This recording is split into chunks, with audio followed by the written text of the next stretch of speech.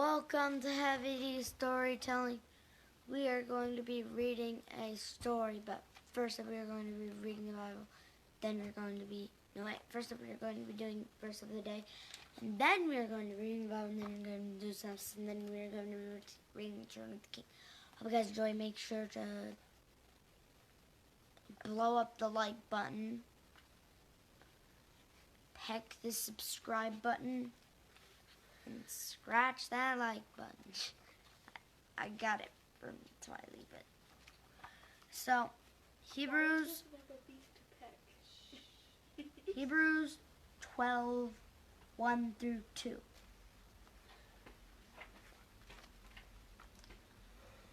Therefore, since we are surrounded by so great a crowd of witnesses,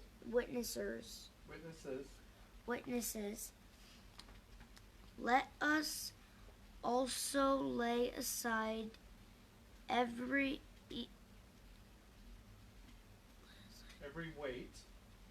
weight and sin which clings so closely, and let us run with endurance the race that is set before us, looking to Jesus, the founder and perfecter of our faith, who for the joy that was set before him endured the cross, despising the shame, and is seated at the right hand of the throne of God. I hope you guys enjoyed verse of the day. I have a new Beyblade. But let's not get distracted with my new Beyblade. It's time for Bible time. Hello! Welcome to chapter 25 of the book of Acts. And this is the English Standard Version. We have a long chapter in Tolkien, so let's go ahead and get started.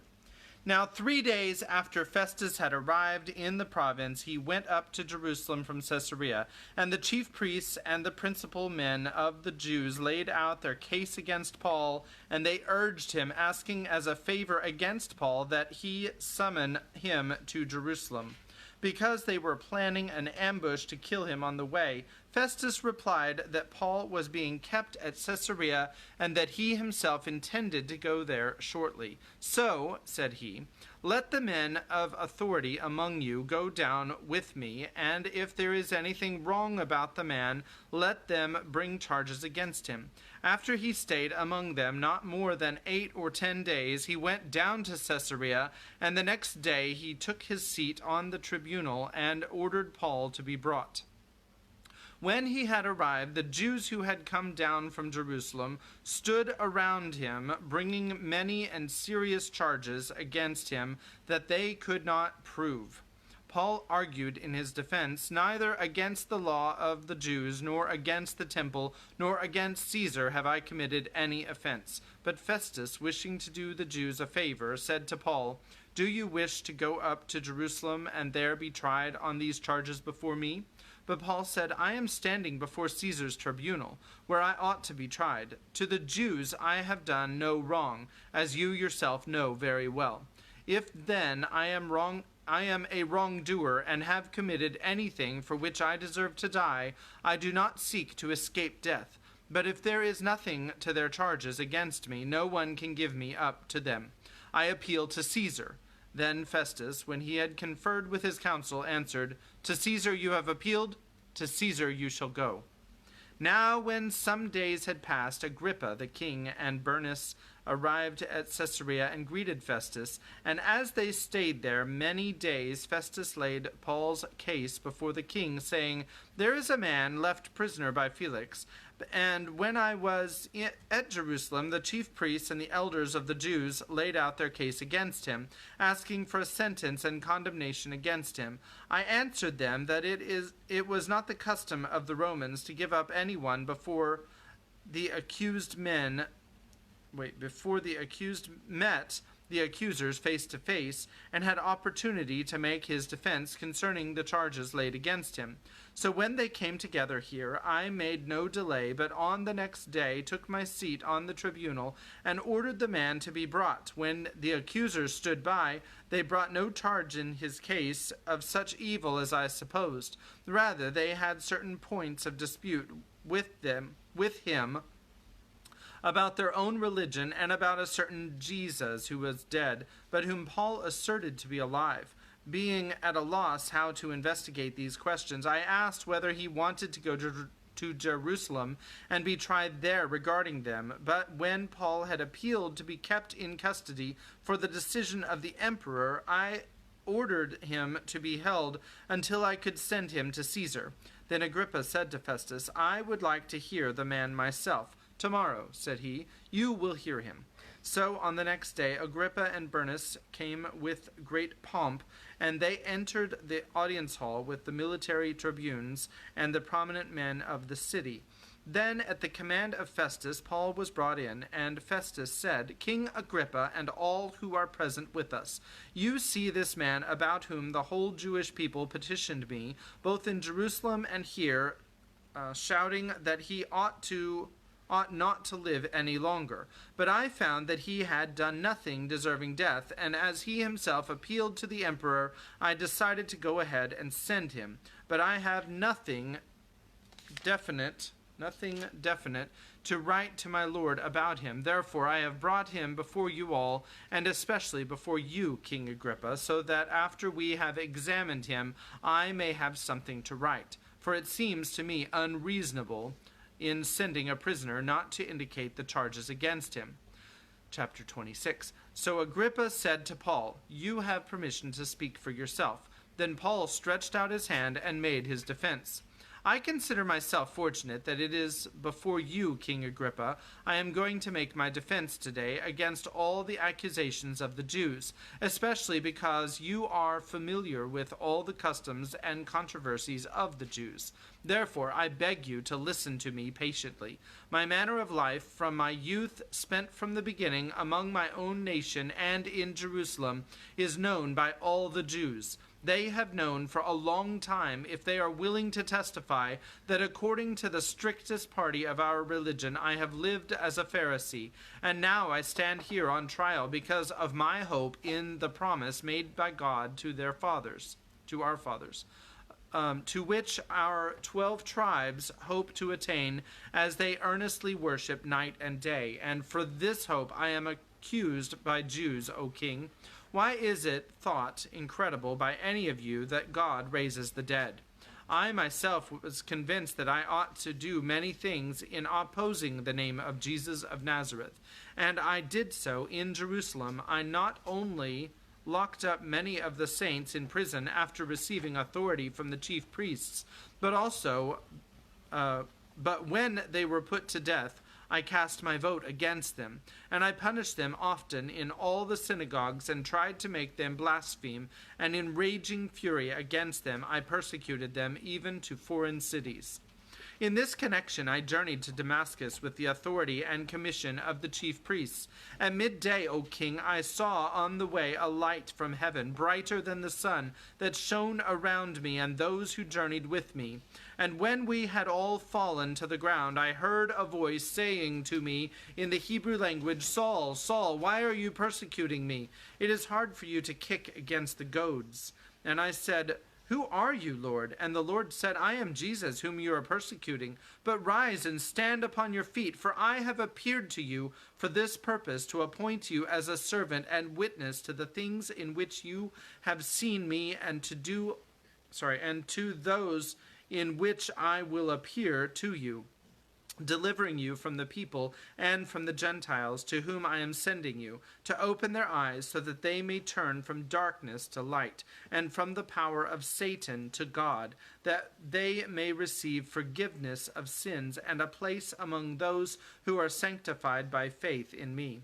Therefore, O King Agrippa, I was not disobedient to the heavenly vision, but declared first to those in Damascus, then in Jerusalem, throughout all the region of Judea, and also to the Gentiles, that they should repent and turn to God, performing deeds in keeping with their repentance. For this reason the Jews seized me in the temple and tried to kill me. To this day I have had the help that comes from God, and so I stand here testifying both to small and great, saying nothing but what the prophets and Moses said would come to pass, that the Christ must suffer, and that, by being the first to rise from the dead, he would proclaim light both to our people and to the Gentiles.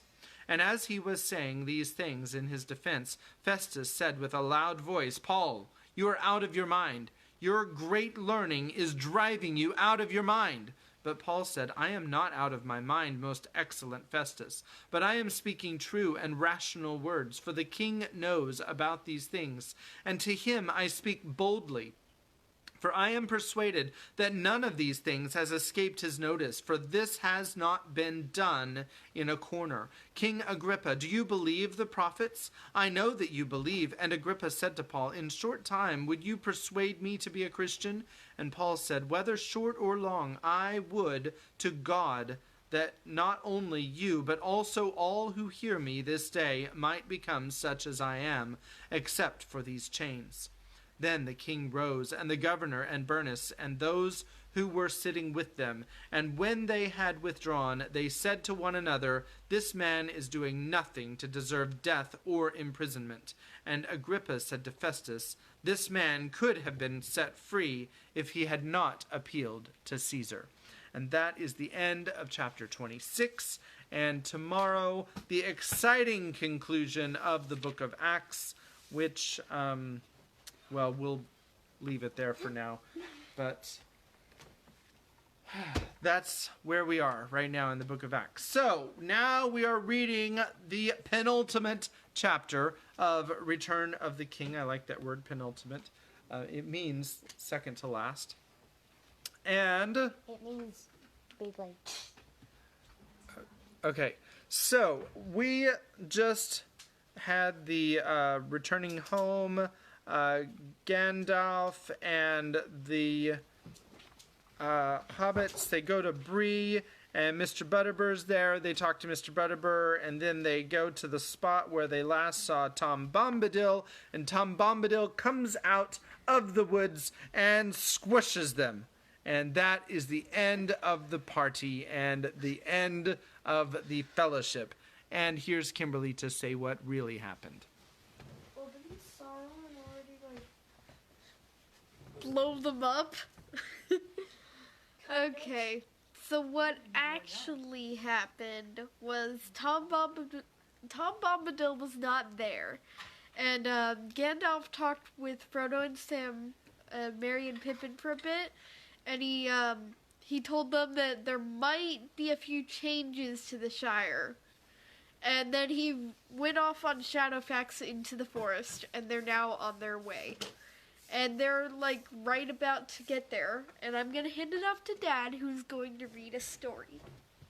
More of the story.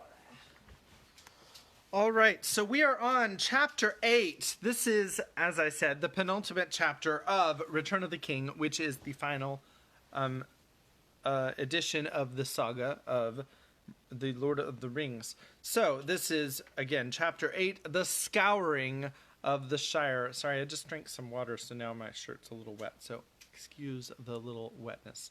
All right. Without any further ado, let me begin. It was after nightfall when, wet and tired, the travelers came at last to the Brandywine, and they found the way barred, which, by the way, Gandalf said it would be that way.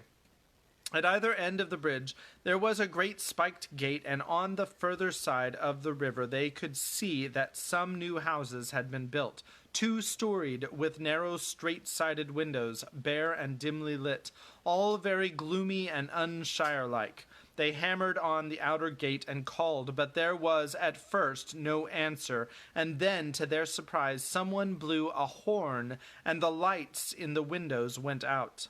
A voice shouted in the dark, "Who's that? Be off! You can't come in. Can you read the notice? No admittance between sundown and sunrise."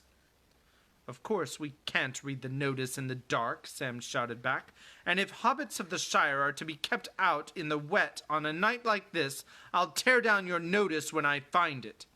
At that a window slammed, and a crowd of hobbits with lanterns poured out of the house on the left. They opened the further gate, and some came over the bridge. When they saw the travelers, they seemed frightened. "Come along," said Merry, recognizing one of the hobbits. "If you don't know me, Hob Hayward, you ought to. I am Merry Brandybuck, and I should like to know what all this is about, and what a bucklander like you is doing here. You used to be on the Haygate." "Bless me, it's Master Merry, to be sure, and all dressed up for fighting," said the old hob. "Why, they said you was dead, lost in the old forest by all accounts. I'm pleased to see you alive after all."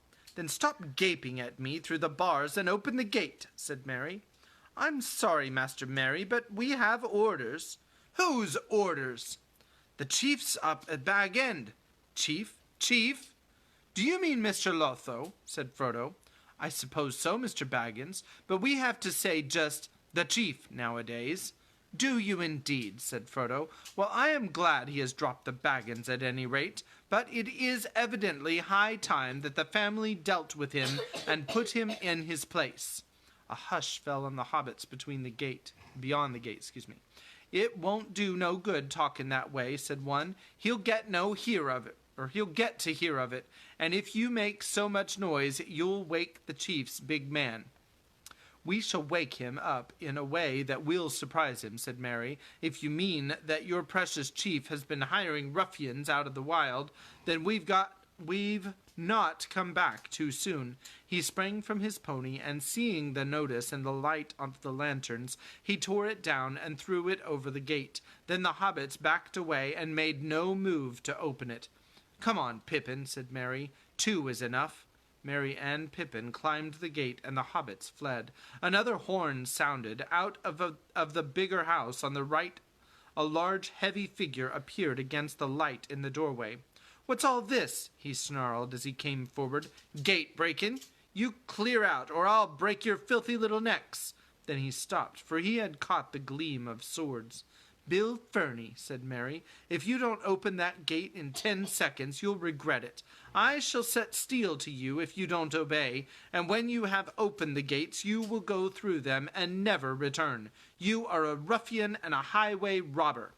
Bill Ferny flinched and shuffled to the gate and unlocked it. "Give me the key," said Merry, but the ruffian flung it at his head and then darted out into the darkness. As he passed the ponies, one of them let fly with his heels and just caught him as he ran. He went off with a yelp into the night and was never heard of again. "Neat work, Bill," said Sam, meaning the pony. "So much for your big man," said Merry. "We'll see the chief later. In the meantime, we want a lodging for the night, and as you seem to have pulled down the bridge inn and built this dismal place instead, you'll have to put us up." "I'm sorry, Mr. Merry," said Hob, "but it isn't allowed." "What isn't allowed?" "Taking folk in offhand like that, and eating extra food and all that," said Hob. "What's the matter with this place?" said Merry. "Has it been a bad year, or what? I thought it had been a fine summer and harvest." "Well, no, the year's been good enough," said Hob. "We grows a lot of food, but we don't rightly know what becomes of it. It's all these gatherers and sharers, I reckon, going round counting and measuring and taking off to storage. They do more gathering than sharing, and we never see most of the stuff again." "Oh, come," said Pippin, yawning. "This is all too tiresome for me tonight. We've got food in our bags. Just give us a room to lie down in. It'll be better than many places that I've seen." The hobbits at the gate still seemed ill at ease. Evidently, some rule or other was being broken, but there was no gainsaying for such masterful travelers, all armed, and 2 of them uncommonly large and strong-looking. Frodo ordered the gates to be locked again. Then there was some sense, at any rate, in keeping a guard while ruffians were still about. Then the 4 companions went into the hobbit guardhouse and made themselves as comfortable as they could. It was a bare and ugly place, with a mean little gate that would not allow a good fire. In the upper rooms were little rows of hard beds, and on every wall there was a notice and a list of rules. Pippin tore them down. There was no beer and very little food, but with what the travelers brought and shared out, they all made a fair meal, and Pippin broke Rule 4 by putting most of next day's allowance of wood on the fire. "Well, now, what about a smoke, while you tell us what has been happening in the Shire?" he said. "There isn't no pipeweed now," said Hob, "at least only for the chief's men. All the stock seem to have gone.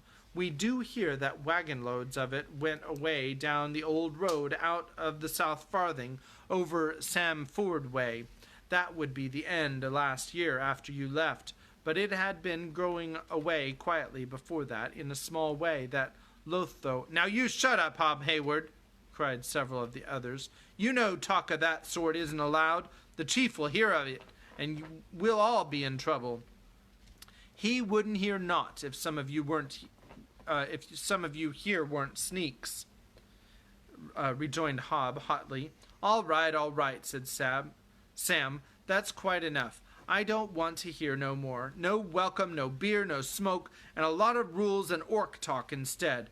I hope to have a rest, but I can see there's work and trouble ahead. Let's sleep and forget it till morning." The new chief evidently had means of getting news. It was a good 40 miles from the bridge to Bag End, but someone made the journey in a hurry, so Frodo and his friends soon discovered. They had not made any definite plans, but had vaguely thought of going down to Crick Hollow together first, and resting there a bit. But now, seeing what things were like, they decided to go straight to Hobbiton. So the next day they set out along the road and jogged along steadily. The wind had dropped, but the sky was grey. The land looked rather sad and forlorn, but it was, after all, the 1st of November and the end of autumn. Still, there seemed an unusual amount of burning going on, and smoke rose from many points round about. A great cloud of it was going up far away in the direction of the woody end. As evening fell, they were drawing near to Frogmorton, a village right on the road about 22 miles from the bridge.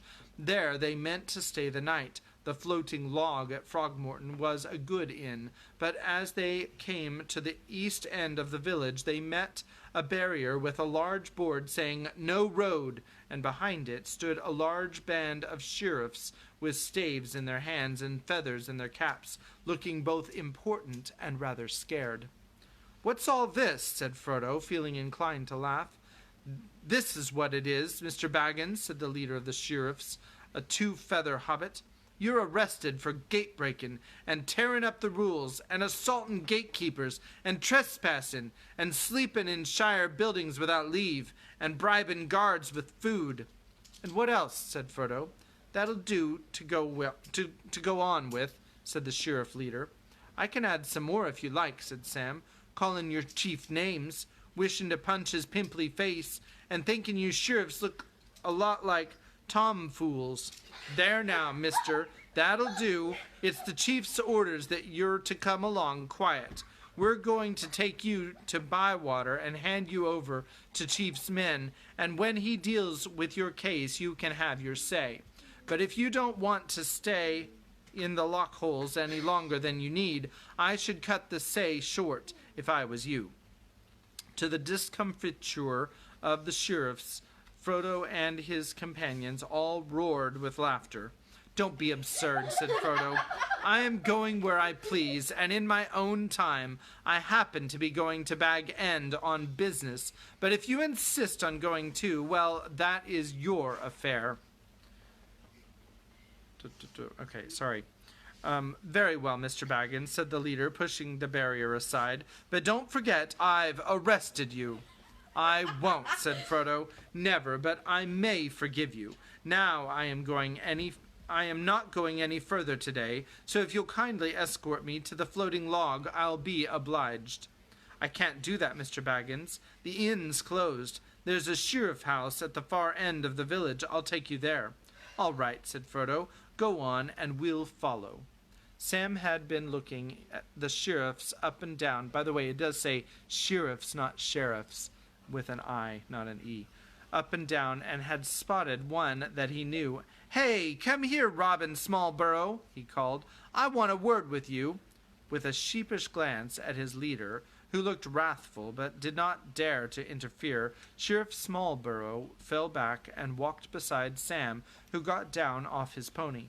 Look here, Cock Robin, said Sam. You're Hobbiton bred and ought to have more sense, coming a waylaying Mr. Frodo and all. And what's all this about the inn being closed? They're all closed, said Robin. The chief doesn't hold with beer, leastways, that is how it started, but now I reckon it's his men that has it all. Can we move Easton? That's really distracting. But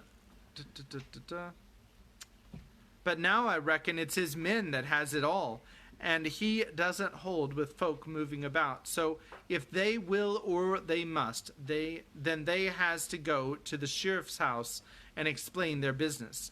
You ought to be ashamed of yourself having anything to do with such nonsense, said Sam. You used to like the inside of an inn better than the outside of yourself. You were always popping in, on duty or off. And so I would be still, Sam, if I could, but don't be hard on me. Seriously. Easton.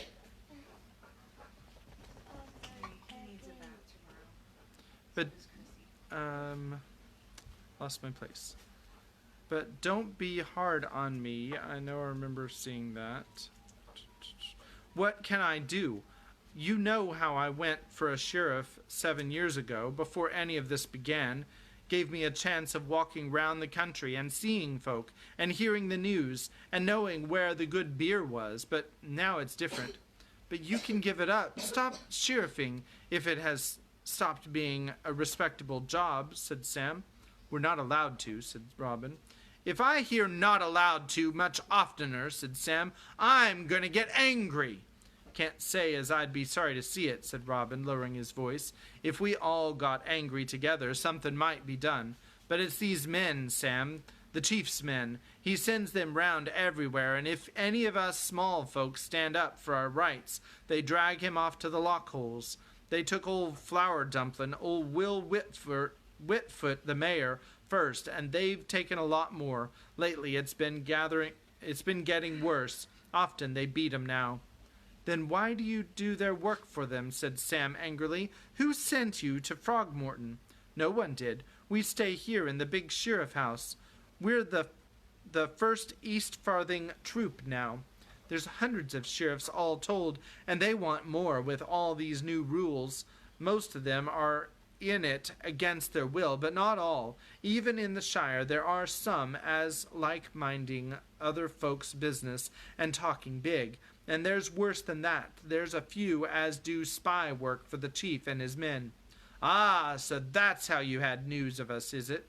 That's right. We aren't allowed to send by it now, but they use the old quick post service and keep special runners at different points. One came in from Whitfurrows last night with a secret message, and another took it on from here, and a message came back this afternoon saying that you was to be arrested and taken to Bywater, not direct to the lockholes. The chief wants to see you at once, evidently. He won't be so eager when Mr. Frodo's finished with him, said Sam. The sheriff house at Frogmorton was as bad as the bridge house. It had only one story, but it was the same narrow windows, and it was built of ugly pale bricks, badly laid. Inside was a damp and cheerless, and supper was served on a long bare table that had not been scrubbed for weeks. The food deserved no better setting. The travelers were glad to leave the place. It was about 18 miles to Bywater, and they set off at 10 o'clock in the morning. They would have started earlier, only the delay so plainly annoyed the sheriff leader. The west wind had shifted northward, and it was turning colder, but the rain was gone. It was rather a comic cavalcade that left the village, though the few folk that came out to stare at the get-up of the travelers did not seem quite sure whether laughing was allowed.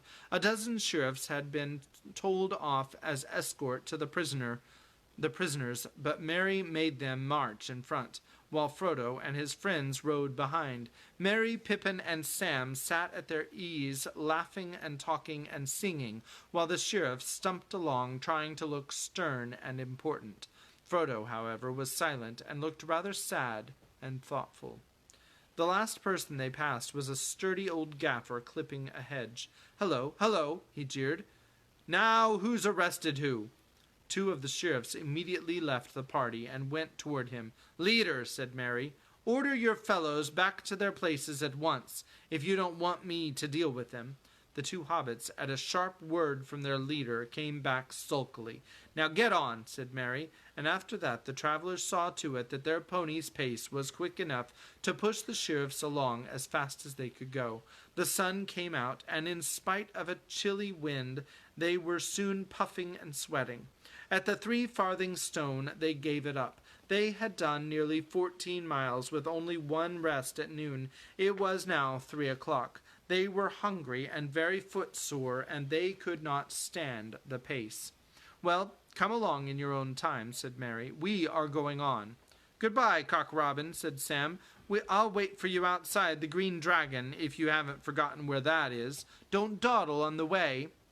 "You're breaking a rest, that's what you're doing," said the leader ruefully, "and I can't be answerable." "We shall break a good many things yet, and not ask you to answer," said Pippin. "Good luck to you." And here is a picture that I will show you. See it.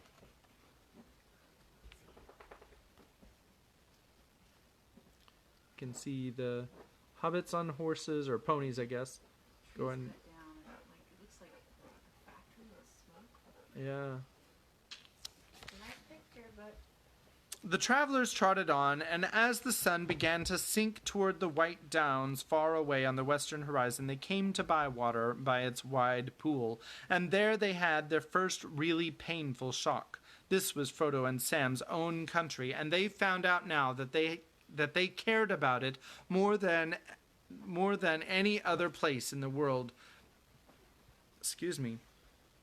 Many of the houses that they had known were missing. Some seemed to have been burned down. The pleasant row of old hobbit holes in the bank of the north side of the pool were deserted, and their little gardens that used to run down right to the water's edge were rank with weeds. Worse, there was a whole line of the ugly new houses all along Poolside, where the Hobbiton Road ran close to the bank. An avenue of trees had stood there. They were all gone, and looking with dismay up the road toward Bag End, they saw a tall chimney of brick in the distance. It was pouring out black smoke into the evening air. I guess that's what the picture was. Did JJ go down with the dogs? Yeah, he went to go put his watch in the charger too. Okay. Sam was beside himself. "I'm going right on, Mr. Frodo," he cried. "I'm going to see what's up. I want to find my gaffer." "We ought to find out first what we're in for, Sam," said Merry. "I guess that the chief will have a gang of ruffians handy. We had better find someone who will tell us how things are around here. But in the village of Bywater, all the houses and holes were shut, and no one greeted them.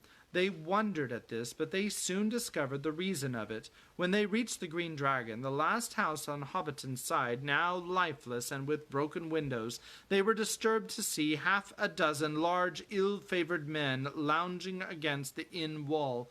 They were squint-eyed and sallow-faced. "Like that friend of Bill Ferny's at Bree," said Sam. "Like many that I saw in Isengard," said Merry. The ruffians had clubs at their hands and horns by their belts, but they had no other weapons as far as could be seen. As the travelers rode up, they left the wall and walked into the road, blocking the way. "Where do you think you're going?" said one, the largest and most evil-looking of the crew. "There's no road for you any further. And where are those precious sheriffs?" "Coming along nicely," said Mary. "A little footsore, perhaps. We promised to wait for them here." "Garn, what did I say?" said the ruffian to his mates. "I told Sharkey it was no good trusting those little fools. Some of our chaps ought to have been sent." "And what difference would that have made, pray?" said Mary. "We are not used to footpads in this country, but we know how to deal with them." "Footpads, eh?" said the men. "But that's your tone, is it? Change it, or we'll change it for you. You little folk are getting too uppish. Don't you trust too much in the boss's kind heart. Sharkey's come now, and he'll do what Sharkey says." "And what may that be?" said Frodo quietly. This country wants waking up and setting to rights," said the ruffian, "and Sharkey's going to do it, and make it hard if you drive him to it. You need a bigger boss, and you'll get one before the year is out, if there's any more trouble. Then you'll learn a thing or two, you little rat folk." "Indeed, I'm glad to hear of your plans," said Frodo. "I am on the way to call on Mr. Lotho, and he may be interested to hear of them too." The ruffian laughed. "Lotho, he knows all right. Don't you worry. He'll do what Sharkey says, because if a boss gives trouble, we can change him, see? And if little folks try to push in where they're not wanted, we can put them out of mischief, see?"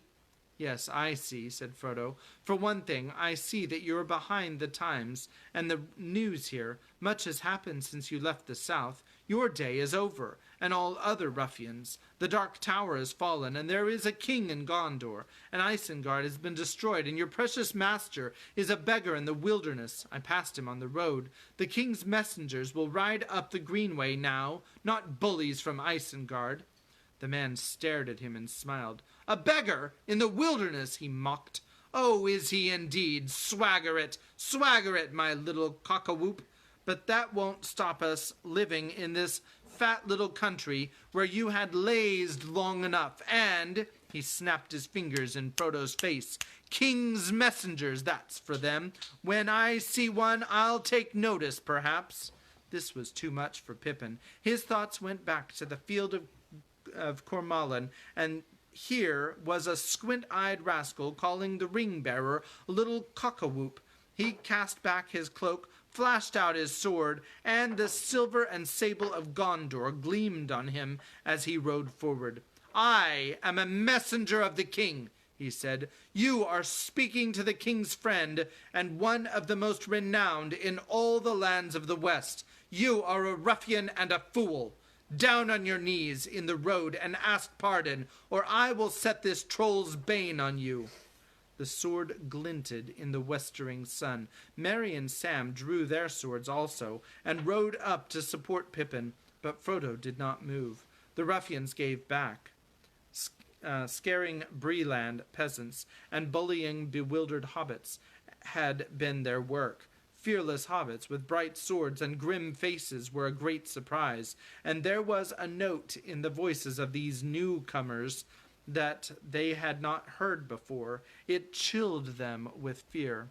"Go," said Merry. "If you trouble this village again, you will regret it." The three hobbits came on, and then the ruffians turned and fled, running away up the Hobbiton road, but they blew their horns as they ran. "Well, we've come back none too soon," said Merry. "Not a day too soon. Perhaps too late, at any rate, to save Lotho," said Frodo. "Miserable fool, but I am sorry for him." "Save Lotho? Whatever do you mean?" said Pippin. "Destroy him, I should say." "I don't think you quite understand things, Pippin," said Frodo. "Lotho never meant things to come to this pass. He has been a wicked fool, but he is caught now. The ruffians are on top, gathering, robbing, and bullying, and running or ruining things as they like in his name, and not in his name even for much longer. He's a prisoner in Bag End now, I expect, and very frightened. We ought to try and rescue him." "Well, I'm a staggered," said Pippin. "Of all the ends to our journey, that is the very last I should have thought of, to have to fight half-orcs and ruffians in the Shire itself to rescue Lotho Pimple." "Fight?" said Frodo.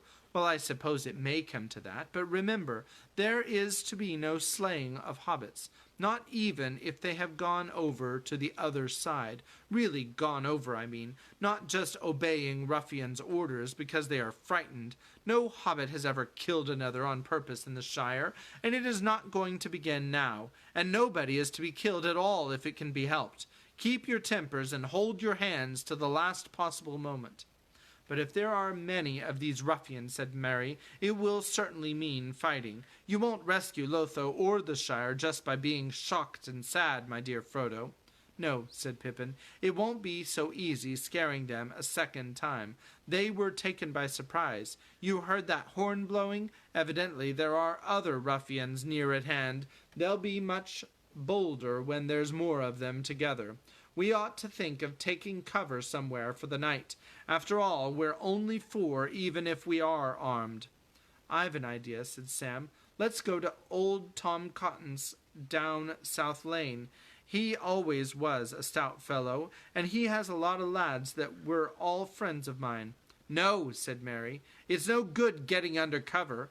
That is just what people have been doing, and just what these ruffians like. They will simply come down on us in force, corner us, and then drive us out or burn us in. No, we have got to do something at once." "Do what?" said Pippin.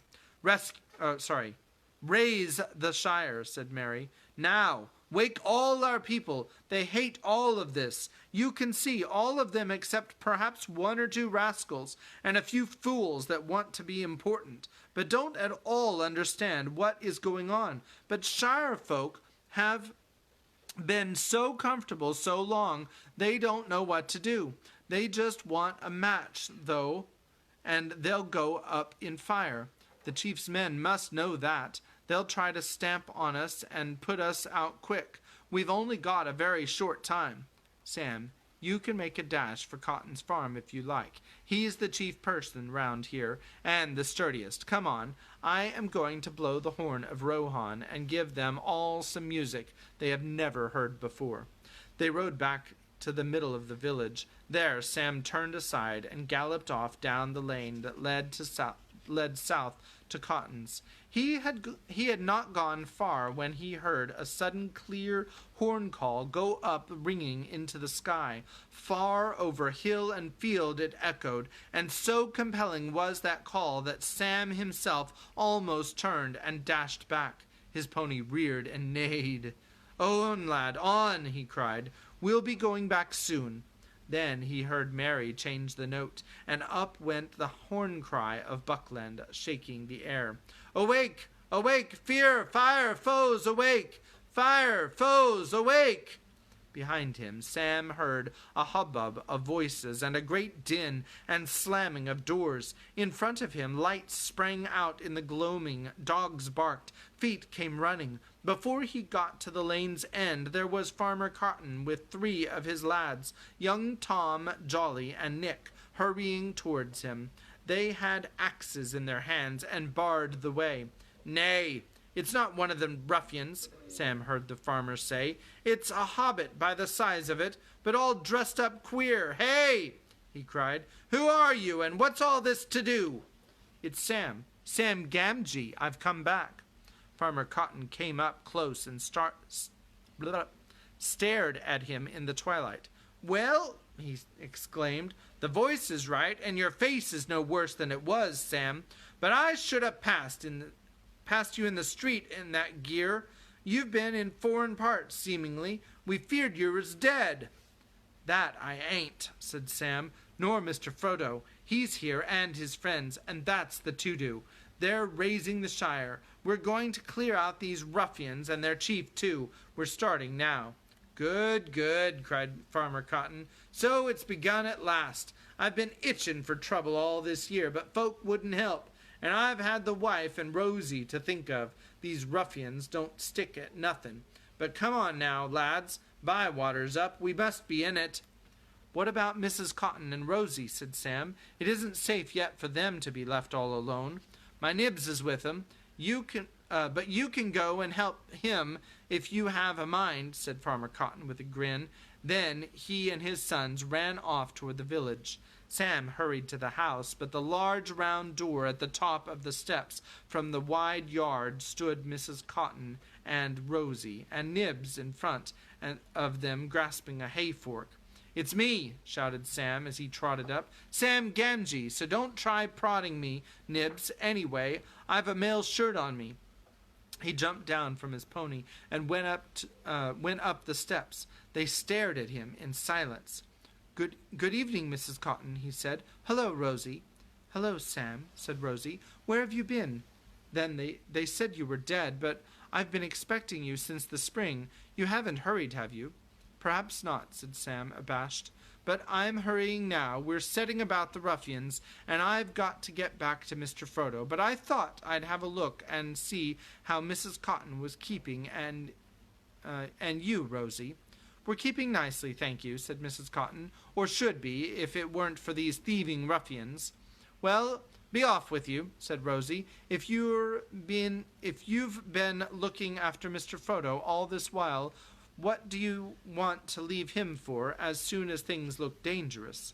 This was too much for Sam. It needed a week's answer, or none. He turned away and mounted his pony, but as he started off, Rosie ran down the steps. "I think you look fine, Sam," she said. "Go on now, but take care of yourself, and come straight back as soon as you have settled the ruffians." When Sam got back, he found the whole village roused. Already, apart from many younger lads, more than 100 sturdy hobbits were assembled with axes and heavy hammers, and long knives and stout staves, and a few had hunting bows. More were still coming in from outlying farms. Some of the village folk had lit a large fire just to enliven things, and also because it was one of the things forbidden by the chief. It burned bright as night came on. Others, at Mary's orders, were setting up barriers across the road at each end of the village. When the sheriffs came up to the lower one, they were dumbfounded, but as soon as they saw how things were, most of them took off their feathers and joined in the revolt. The others slunk away. Sam found Frodo and his friends by the fire talking to old Tom Cotton, while an admiring crowd of Bywater folk stood roused and stared. "Well, what's the next move?" said Farmer Cotton. "I can't say," said Frodo, "until I know more. How many of these ruffians are there?" "That's hard to tell," said Cotton. "They moves about and comes and goes. There's sometimes 50 of them in their sheds up Hobbiton way, but they go out from roving around, thieving or gathering, as they call it. Still, there's seldom less than a score round the boss, as they names him.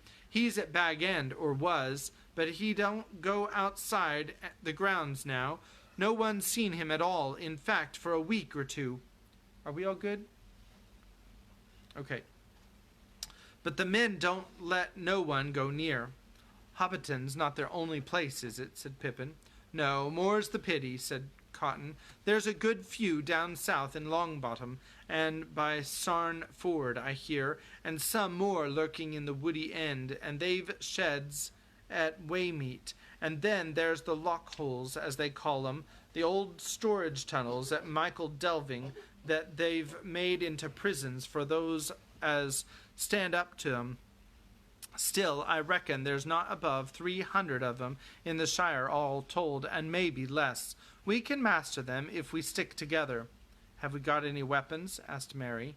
"Whips, knives, and clubs, enough for the ditty work. That's all they've showed so far," said Cotton. "But I dare say they've got other gear, if it comes to fighting. Some have bows, anyway. They've shot one or two of our folk." "There you are, Mr. Frodo," said Mary. "I knew we should have to fight. Well, they started the killing." "Not exactly," said Cotton. "Leastways, not the shooting.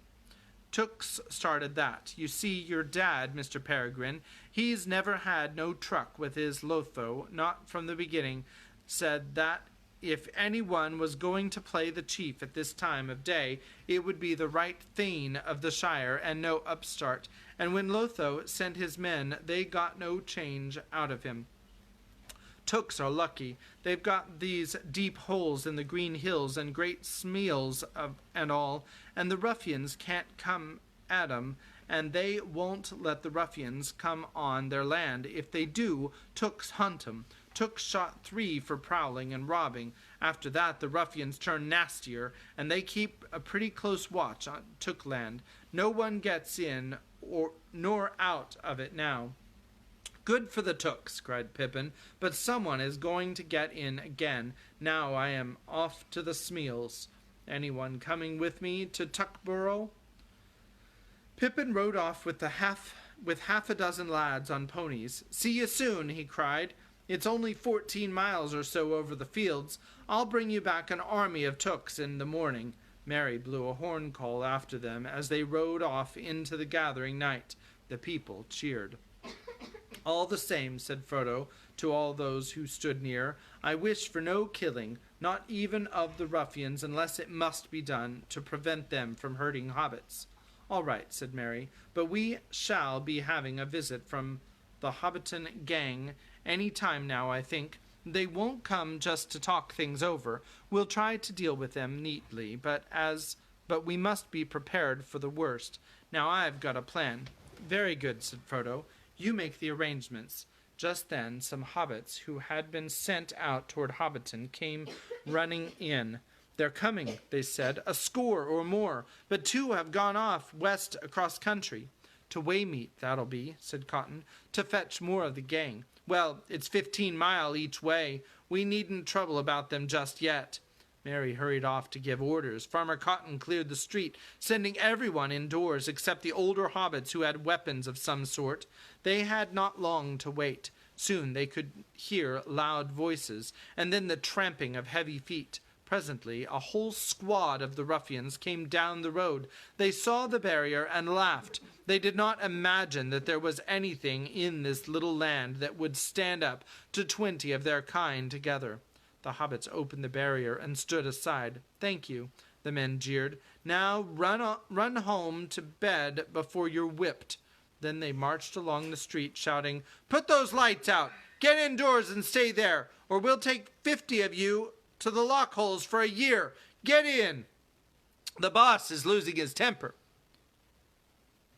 No one paid any heed for their orders, but as the ruffians passed, they closed in quietly behind and followed them. When the men reached the fire, there was Farmer Cotton standing all alone, warming his hands. Who are you, and what do you think you're doing? Said the ruffian leader. Farmer Cotton looked at him slowly. I was just going to ask you that, he said. This isn't your country, and you're not wanted. Well, you're wanted anyhow, said the leader. We want you. Take him, lads. Lock holes for him, and give him something to keep him quiet. The men took one step forward and stopped short. There rose a roar of voices all round them, and suddenly they were aware that Farmer Cotton was not all alone. They were surrounded. In the dark, on the edges of the firelight, stood a ring of hobbits that had crept up out of the shadows. There was nearly 200 of them, all holding some weapon. Merry stepped forward. We have met before, he said to the leader, and I warned you not to come back here. I warn you again. You are standing in the light, and you are covered by archers. If you lay a finger on this farmer or on anyone else, you will be shot at once. Lay down any weapons that you have. The leader looked round. He was trapped, but he was not scared, not now with a score of his fellows to back him. He knew too little of hobbits to understand his peril. Foolishly, he decided to fight. It would be easy to break out. At 'em, lads, he cried. Let 'em have it. With a long knife in his left hand and a club in the other, he made a rush at the ring, trying to burst out back toward Hobbiton. He aimed the savage blow at Merry, who stood in his way. He fell dead with 4 arrows in him. That was enough for the others. They gave in. Their weapons were taken from them, and they were roped together and marched off to an empty hut that they had built themselves, and there they were tied hand and foot, locked up under guard. The dead leader was dragged off and buried. Seems almost too easy after all, don't it? Said Cotton. I said we could master them, but we needed a call. You came back in the nick of time, Mr. Merry. There's nothing more to be done still, said Mary. If you're right in your reckoning, we haven't dealt with a tithe of them yet, but it's dark now. I think the next stroke must wait until morning. Then we must call on the chief. Why not now? Said Sam. It's much more than 6 o'clock, and I want to see my gaffer. Do you know what's come of him, Mr. Cotton? He's not too well, and not too bad, Sam, said the farmer. They dug up Bagshot Row, and that was a sad blow to him. He's in one of them new houses that the chief's men used to build while they still did any work other than burning and thieving, not above a mile from the end of Bywater, but he comes around to me when he gets a chance, and I see he's better fed than some of the poor bodies. All against the rules, of course. I have had him with me, but that wasn't allowed. Thank ye indeed, Mr. Cotton, and I'll never forget it, said Sam. But I want to see him, that boss and that Sharkey, as they spoke of. They might do a mischief up there before the morning. All right, Mr. Sam, said Cotton. Choose a lad or two and go and fetch him to my house. You'll not have need to go near the old Hobbiton village over water. My Jolly here will show you.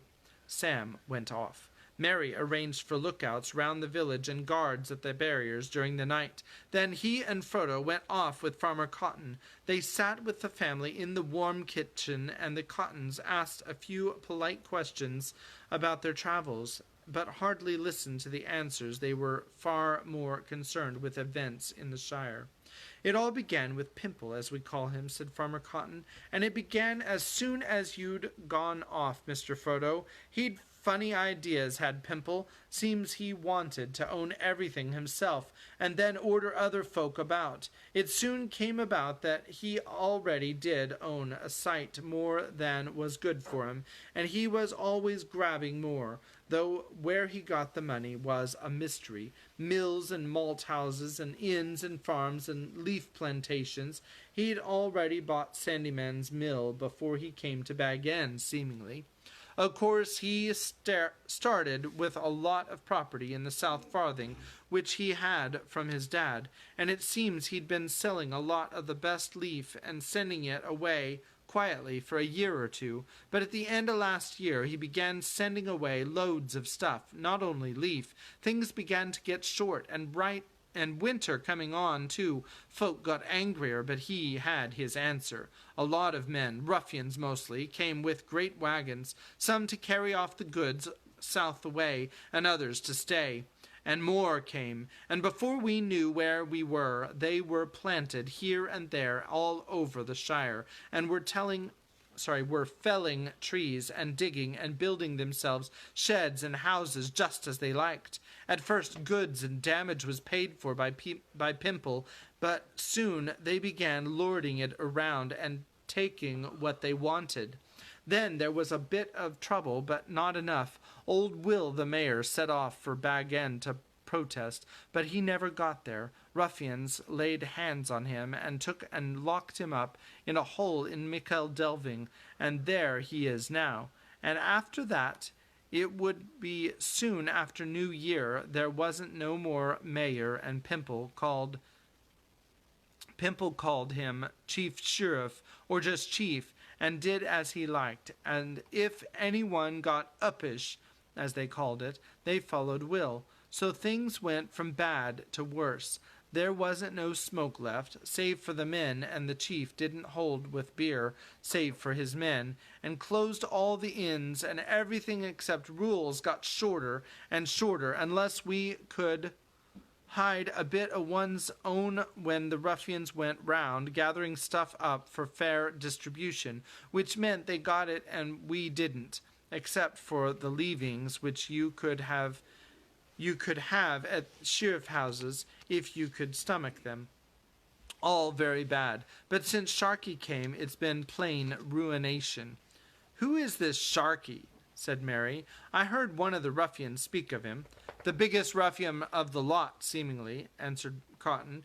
"It was about last harvest, end of September, maybe, that we first heard of him. We'd never seen him, but he's up at Bag End, and he's the real chief now, I guess. All the ruffians do what he says, and what he says is mostly hack, burn, and ruin, and now it's come to killing. There's no longer even any bad sense in it. They cut down trees and let 'em lie. They burn houses and build no more. The Sennyman's mill now. Pimple knocked it down almost as soon as he came to Bag End. Then he brought in a lot of dirty-looking men to build a bigger one and fill it full of wheels and outlandish contraptions.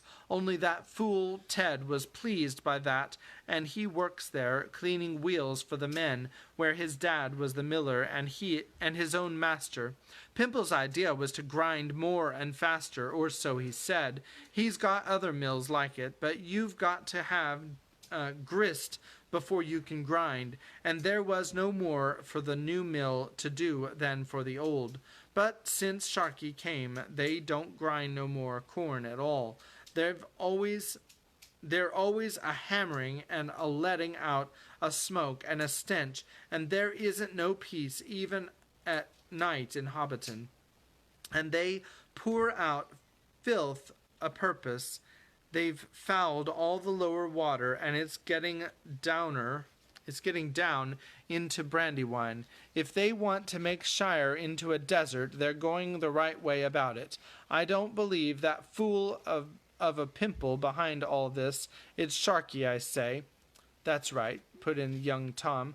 "Why, they even took Pimple's old ma, that Lobelia, and he was fond of her, if no one else was. Some of the Hobbiton folk, they saw it. She comes down the lane with her old umbrella. Some of the ruffians were going up with a big cart. 'Where be you a-goin'?' says she. 'To Bag End,' says they. 'What fur?' says she. 'To put up some sheds for Sharkey,' says they. 'Who said you could?' says she. 'Sharkey,' says they. 'So get out of the road, old haggling.' 'I'll give you Sharkey, you dirty thieving ruffians,' says she, and ups with her umbrella and goes for the leader near twice her size. So they took her, dragged her off to the lock-holes. At her age, too. They've took others we miss more, but there's no denying she showed more spirit than most." Into the middle of this talk came Sam, bursting in with his gaffer. Old Gamgee did not look much older, but he was a little deafer. "Good evening, Mr. Baggins," he said. "Glad indeed I am to see you safe back. But I've a bone to pick with you. I've a bone to pick with you, in a manner of speaking, if I may make so bold. You didn't never ought to have a sold Bag End, as I always said. That's what started all the mischief. And while you've been traipsin' in foreign parts, chasing black men up mountains, from what my Sam says, though what fur he didn't make clear, they've been and dug up Bagshot Row and ruined my taters." "I'm very sorry, Mr. Gamgee," said Frodo, "but now I've come back, I'll do my best to make amends." "Well, you can't say fairer than that," said the gaffer. "Mr. Frodo Baggins is a real gentle hobbit, I've always said, whatever you may think of some others of the name, begging your pardon, and I hope my Sam behaved himself and given satisfaction." "Perfect satisfaction, Mr. Gamgee," said Frodo. "Indeed, if you will believe it, he's now one of the most famous people in all the lands, and they are making songs about his deeds from here to the sea and beyond the great river." Sam blushed, but he looked grateful at Frodo, for Rosie's eyes were shining and she was smiling at him. "Takes a lot of believin'," said the gaffer, "though I can see he's been mixing in strange company. What's come of his waistcoat? I don't hold with wearing ironmongery, whether it wears well or no." Farmer Cotton's household and all his guests were up early next morning. Nothing had been heard in the night, but more trouble would certainly come before the day was old. Seems as if none of the ruffians were left up at Bag End, said Cotton, but the gang from Waymeet will be along any time now. After breakfast, a messenger from Tookland rode in. He was in high spirits. The Thane has raised all our country, he said, and the news is going like fire all ways. The ruffians that were watching our land have fled off south, those that escaped alive. The Thane has gone after them to hold off the big gang down that way, but he's sent Mr. Peregrine back with all the other folk he can spare. The next news was less good. Mary, who had been out all night, came riding in about 10 o'clock. There's a big band about 4 miles away, he said. They're coming along the road from Waymeet, but a good many astray ruffians have joined up with them. There must be close on 100 of them, and they're fire-raising as they come. Curse them. Ah, this lot won't stay to talk. They'll kill if they can, said Farmer Cotton. If Tooks don't come sooner, we best get behind cover and shoot without arguing. There's got to be some fighting before this is all settled, Mr. Frodo. The Tooks did come sooner. Before long they marched in, 100 strong, from Tookborough and the Green Hills, with Pippin at their head. Mary now had enough sturdy hobbitry to deal with the ruffians. Scouts reported that they were keeping close together.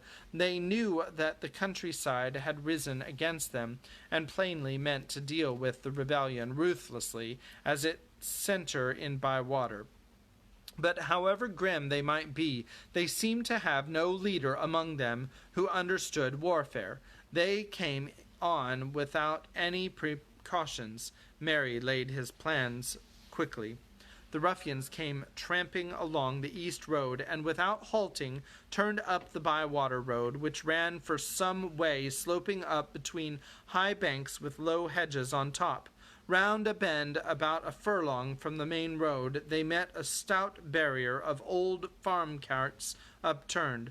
That halted them. At the same moment, they became aware that the hedges on both sides, just above their heads, were all lined with hobbits. Behind them, other hobbits now pushed out some more wagons that had been hidden in a field, and so blocked the way back. A voice spoke to them from above.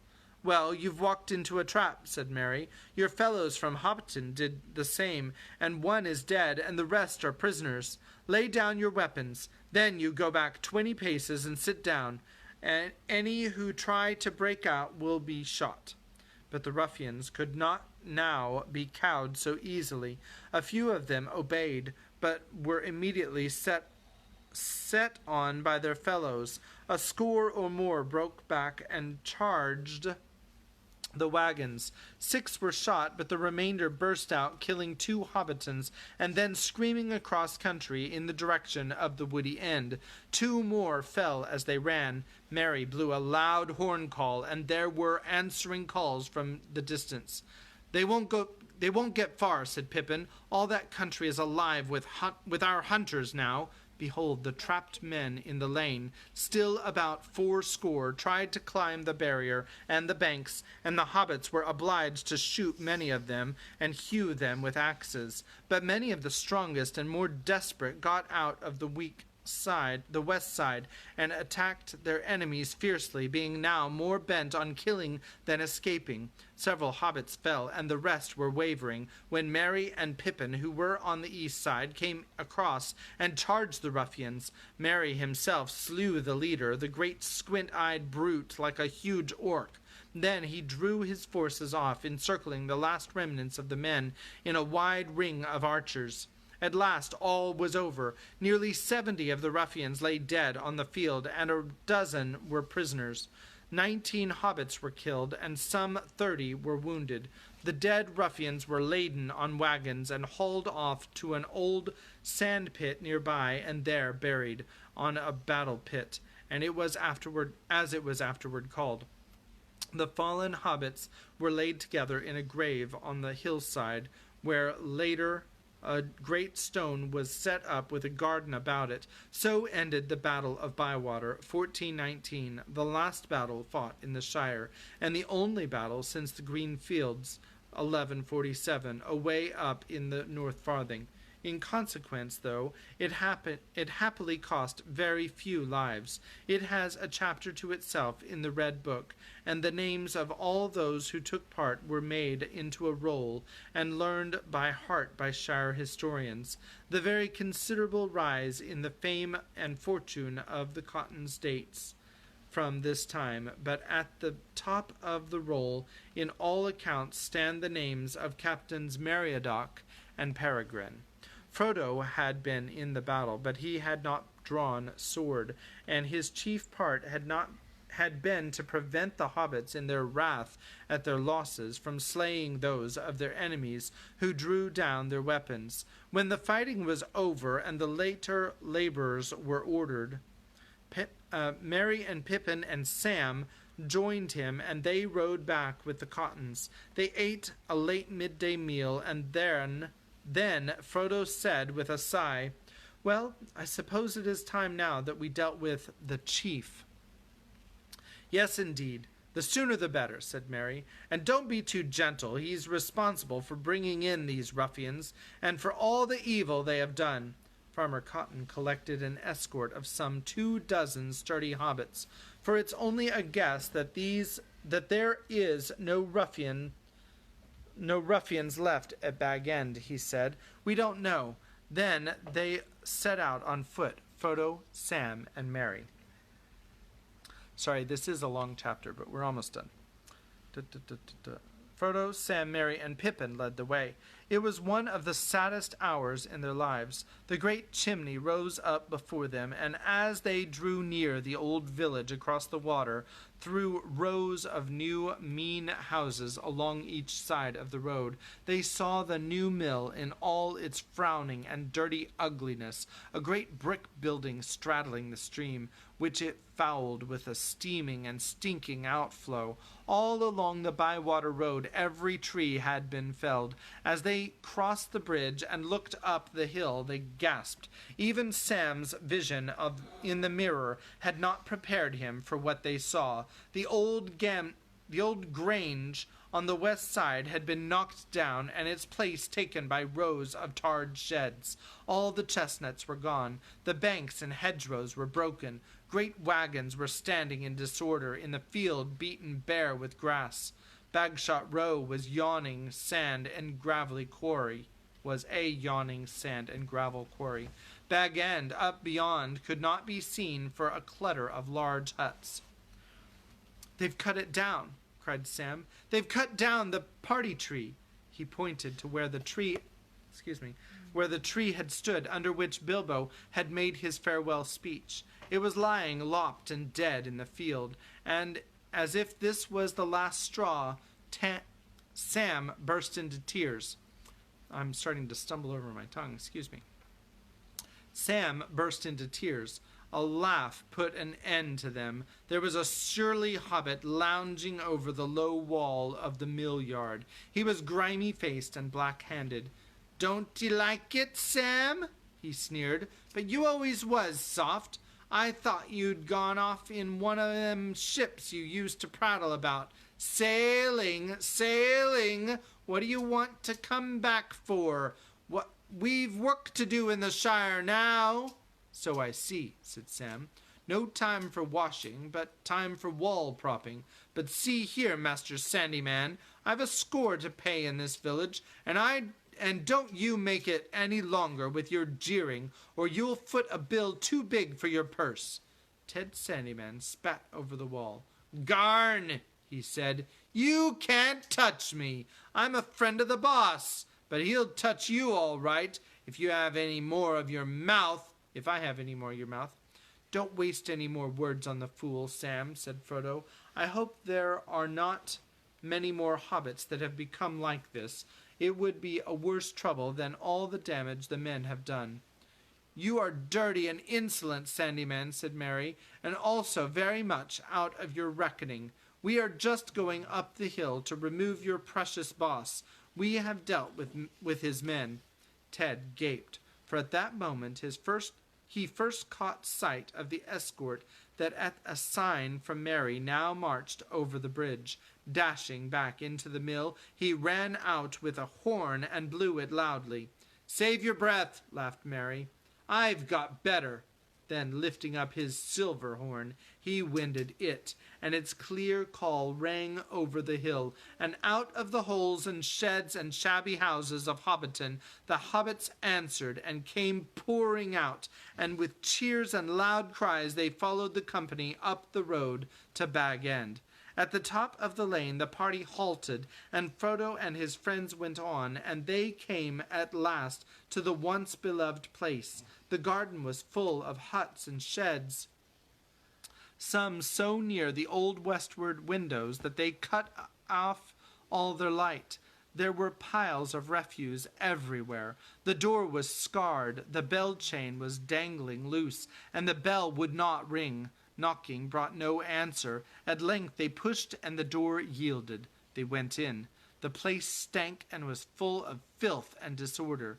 It did not appear to have been used for some time. "Where is that miserable Lotho hiding?" said Mary. They had searched every room and found no living thing save rats and mice. "Shall we turn on the others to search the sheds?" "This is worse than Mordor," said Sam. "Much worse in a way. It comes home to you, as they say, because it is home, and you remember it before it was all ruined." "Yes, this is Mordor," said Frodo. "Just one of its works. Saruman was doing its work all the time, even when he thought he was working for himself, and the same with those that Saruman tricked, like Lotho." Mary looked round in dismay and disgust.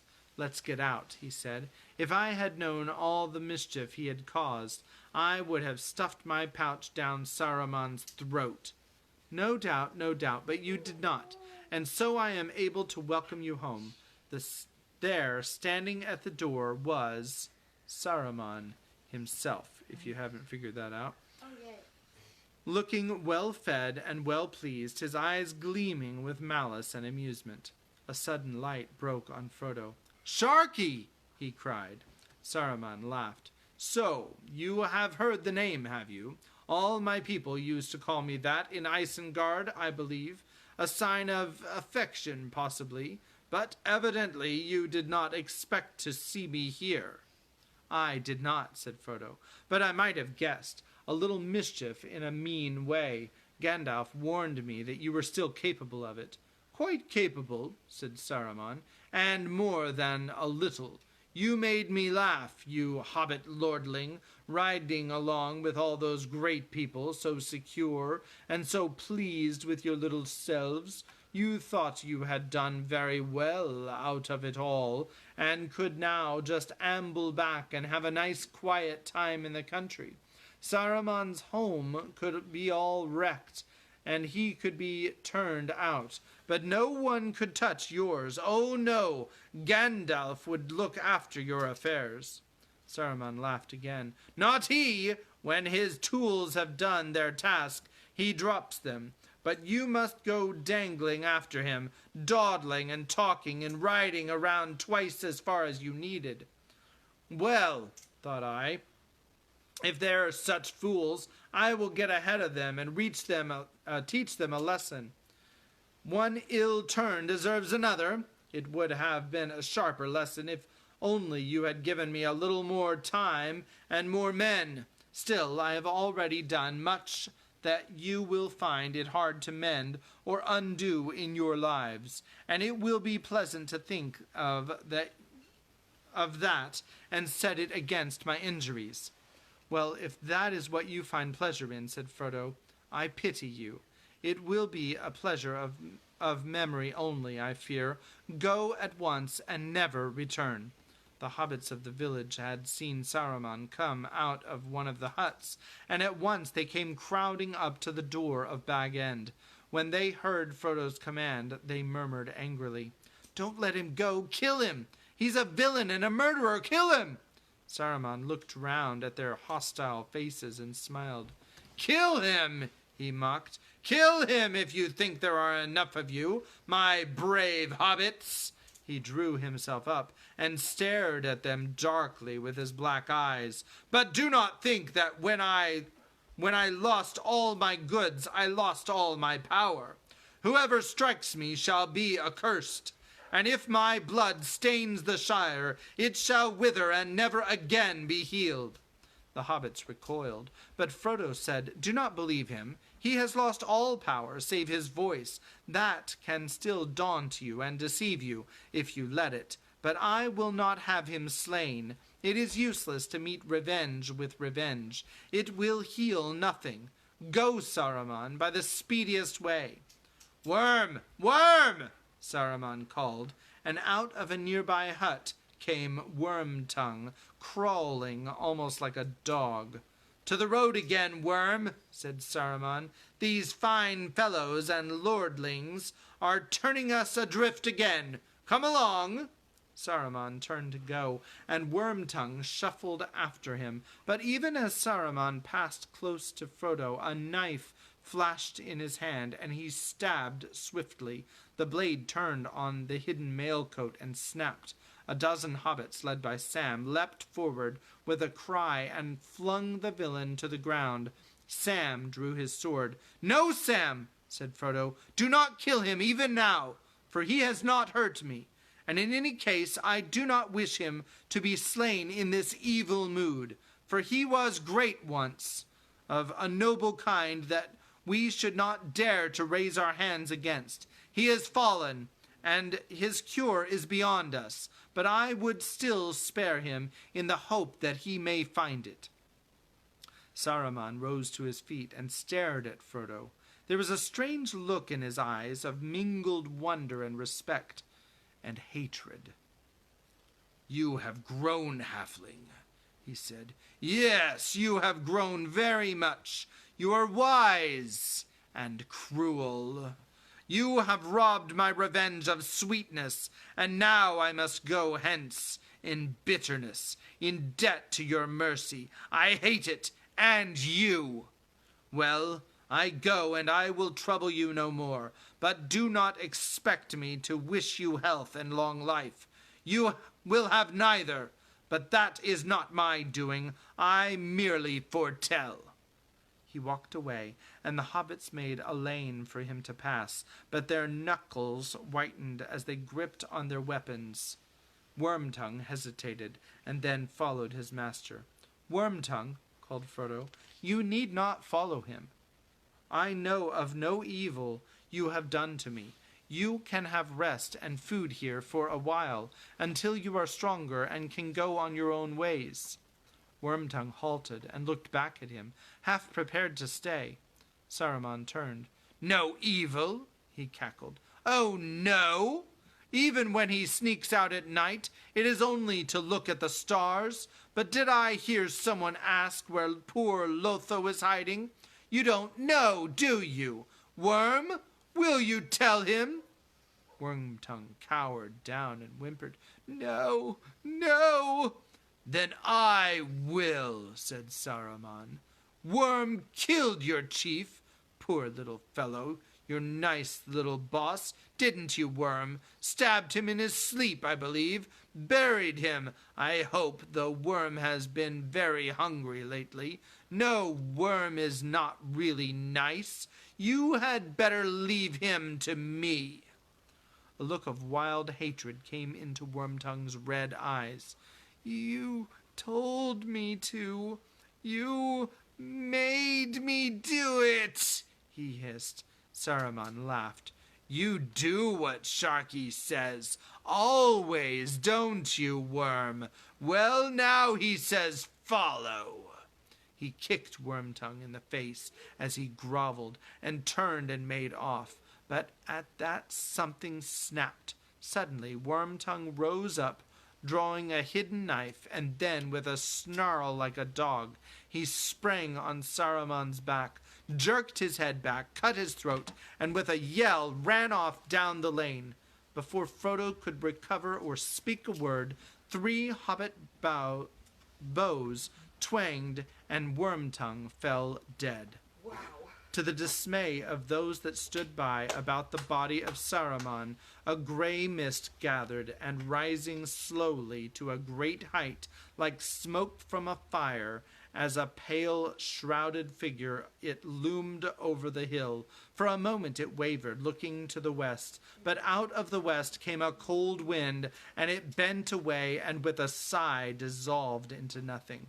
Frodo looked down at the body with pity and horror, for as he looked, it seemed that long years of death were suddenly revealed in it, and it shrank, and the shriveled face became rags of skin upon a hideous skull. Lifting up the skirt of the dirty cloak that sprawled beside it, he covered it over and turned away. "And that's the end of that," said Sam. "A nasty end, and I wish I needn't have seen it, but it's good riddance." "And the very last end of war, I hope," said Merry. "I hope so," said Frodo, and sighed. "The very last stroke. But to think that it should fall here, at the very door of Bag End, among all my hopes and fears, at least I never expected that. I shan't call it the end I shan't call it the end till we've cleared up the mess," said Sam gloomily. "And that'll take a lot of time and work." And that's the end of chapter 8. Like I said, a very confusing chapter, but it is the end of Saruman and Worm Tongue, not Wormtail. Did you ever see Wormtail in the chapter? No. Good.